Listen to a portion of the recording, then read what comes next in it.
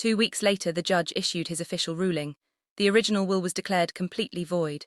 The real will, Grandma Rose's true final wishes, was validated and enforced. Harold Bennett is declared the sole beneficiary of the entire estate.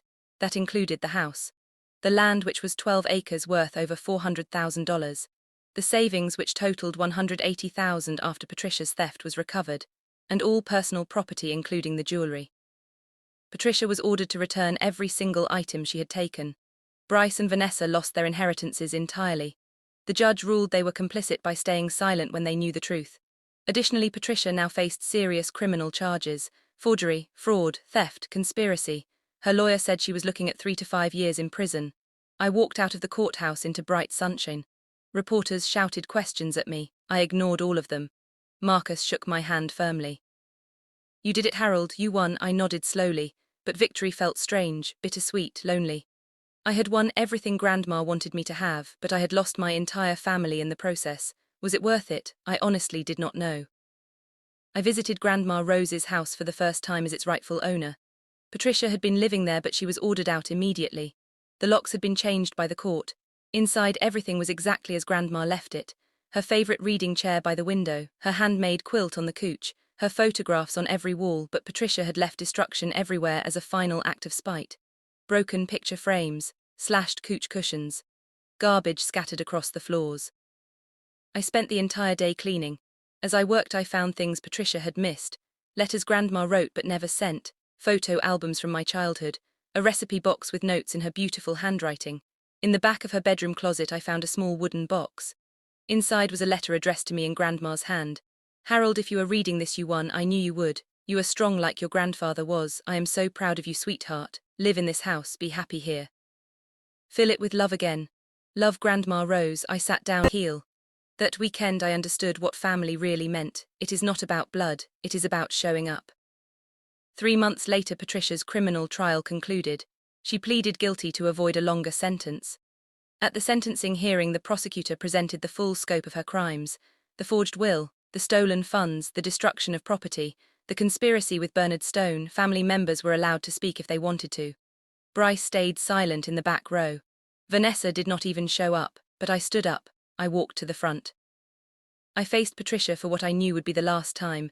"You did not just steal money, Patricia. You stole Grandma's final act of love. You tried to erase her voice, to silence her." Patricia looked down at the table, sobbing. "I was jealous, Hal. I wanted her to love me the way she loved you." My voice stayed steady and calm. "She did love you, Patricia, but you never showed up for her." "I did, every single day for 10 years. The judge sentenced Patricia to 4 years in prison and ordered full restitution of all stolen funds. As the marshals led her away, she looked back at me one last time. Her eyes were pleading, desperate. I did not look away, but I did not smile either. There was no satisfaction in this moment. It was just over, finally over. I moved into Grandma's house permanently. I retired fully from carpentry and started a small woodworking shop on the property. I made furniture, birdhouses, custom pieces for people in town. I named it Rose's Workshop in Grandma's honor. The 12 acres became a peaceful sanctuary. I planted a big vegetable garden, fixed up the old barn in the back, and I adopted a dog from the local shelter, a senior golden retriever named Biscuit. Life became quieter, simpler, better. On Sundays, I started hosting dinners for friends and neighbors. The house that had been a tomb of betrayal became a place of laughter and warmth again. I even started dating a kind widow named Catherine who volunteered at the library. She never asked about the trial or the drama, she just saw me for who I was. One evening I was sitting on the porch with Catherine and Biscuit. The sun was setting over the fields. Everything was golden and peaceful, and I realized something. I was happy. Truly, genuinely happy for the first time in years. Grandma would be so proud of this, of the life I built from the ashes, of the way I honored her memory, not with anger, but with love. A full year after the trial, I got an unexpected knock on my door. It was Vanessa, my cousin. She looked nervous and uncomfortable. She was holding a small envelope. "I know I have no right to be here, Hal." She handed me the envelope. Inside was a check for $15,000. "It is everything I got from the original will. I am giving it back to you." What Patricia did and what we all did by staying silent, it was wrong. I was shocked. "You do not have to do this, Vanessa." Her eyes filled with tears. "Yes, I do, Hal. Grandma loved you. She wanted you to have everything. I should have said something at that family meeting. I should have stood up for you. I was a coward." I invited her in for coffee. We talked for hours about Grandma, about family, about guilt and forgiveness. Vanessa did not ask me to forgive her, she did not make excuses, she just wanted to be honest. When she left, I did not cash the check, instead I framed it and hung it in my workshop. A reminder that redemption is possible, even after deep betrayal. Healing takes time and honesty, but it starts with someone being brave enough to tell the truth. I was organizing Grandma's attic one Saturday when I found an old lockbox I had missed before. Inside was a journal. Grandma Rose's personal diary from her final year of life. I sat down right there in the dusty attic and read it cover to cover. The entries detailed everything: her growing distrust of Patricia, her decision to change the will, her fears that Patricia would contest it. But there was one entry that stopped me cold. It was dated 2 weeks before Grandma died. I told Patricia today about the new will. I wanted to give her a chance to understand why. She did not take it well at all. She said I was punishing her. She accused Harold of manipulating me. I told her that was ridiculous. She left my house very angry. I am worried about what she might do. Grandma knew Patricia would fight me, and she left me all the tools I needed to win. The second lawyer, the voicemail, this journal. She had been protecting me from beyond the grave. Her final act of love was preparing me for this war. I closed the journal feeling overwhelmed. She had planned everything, every single detail, to make sure I would be okay. It is now the 2-year anniversary of Grandma Rose's death. I am hosting a memorial gathering at the house, a celebration of her life. Friends and neighbors attend, even Vanessa comes. Bryce sends a card but does not show up. Patricia is still in prison. During the gathering, I share some of Grandma's journal entries, the appropriate ones, and I play the voicemail for everyone. People laugh and cry hearing her voice again, then I make an announcement.